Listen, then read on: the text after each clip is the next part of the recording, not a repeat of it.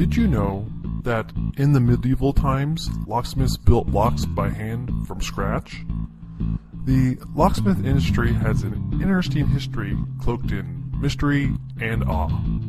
With the intricacies of clockmaking, the metallurgy of the blacksmith, and the security of a fortress, the locksmith has always had a lot riding on their shoulders.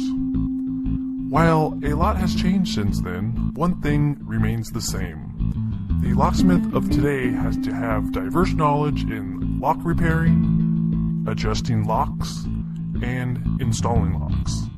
More so, the locksmith of today has to have experience in building security, electronic locks, safes, and combination locks.